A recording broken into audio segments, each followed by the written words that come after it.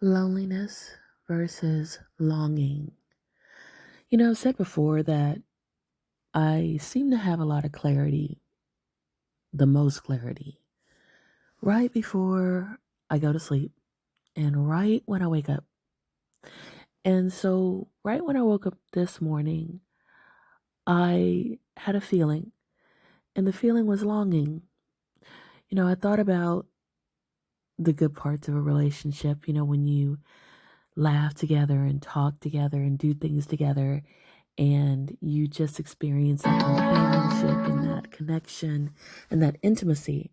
And I had just this little tinge of nostalgia and longing for that.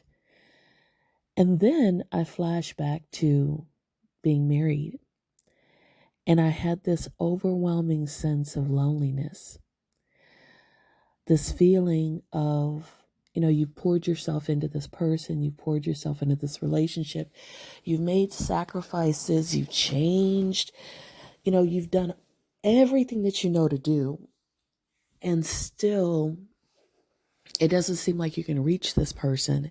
It doesn't seem like they will connect with you. They're in their own zone. They're ignoring what you say to them when you say that you're not happy or you're feeling overwhelmed or you're, feeling like futile about this relationship, like you don't want it to end, but you feel like you're growing apart. And there's just such a overwhelming sense of being alone, of being rejected, of not being cared about. And I think for me, and maybe for other people, I think that that's the difference when, you know, people who um, assume that being single is lonely, they don't understand that for many people, the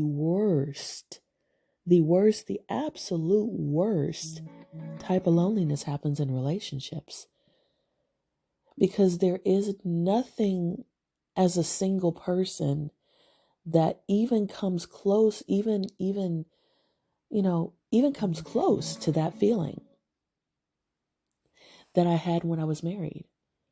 And so, if somebody were to say, aren't you lonely as a single person?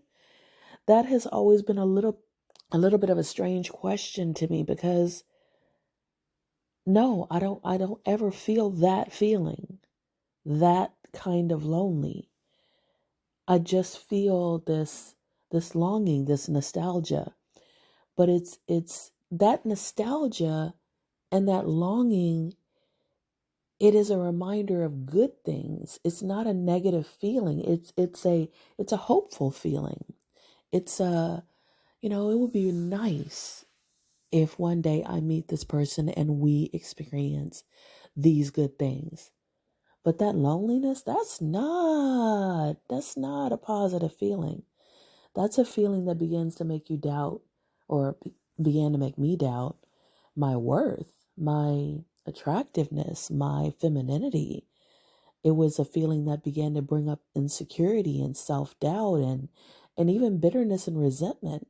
And as a single person, those aren't feelings that I ever have of, insecurity and self-doubt and doubting my femininity. I don't feel that, because I have an assurance of my attractiveness, of my desirability. And it may be because when you're single, or when I'm single, I do get a lot of attention, or what seems like a lot of attention to me, compared to the fact that I'm not necessarily looking for attention a lot of times. But when you're in a relationship and you're getting no attention or minimal attention, or you're getting attention because somebody wants something from you and they don't want necessarily you, that is a horrible feeling. Those questions of, if I stop cooking and cleaning and, you know, running these errands for this person? Will they even notice me? You don't have those kind of questions as a single person, because you're not cooking and cleaning and running errands for people. You're not man keeping, right? So there's none of that self-doubt. And so yeah, as a single person, I don't experience loneliness. I was my loneliest in relationships. I felt most used in relationships. Now, that doesn't mean that I haven't had wonderful relationships, because, of course, I just told you that I feel nostalgia for those times, that I feel nostalgia for the intimacy and the connection and the bond and the support and all that stuff.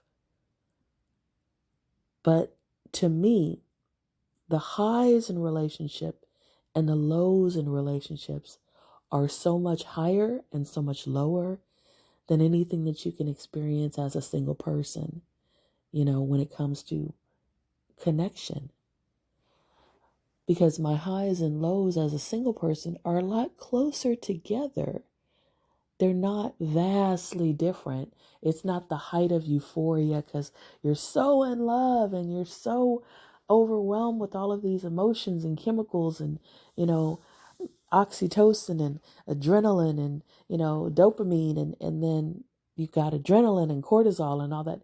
All of that as a single person is much more level. It's much more, you know, really enjoying days and having days that aren't so good.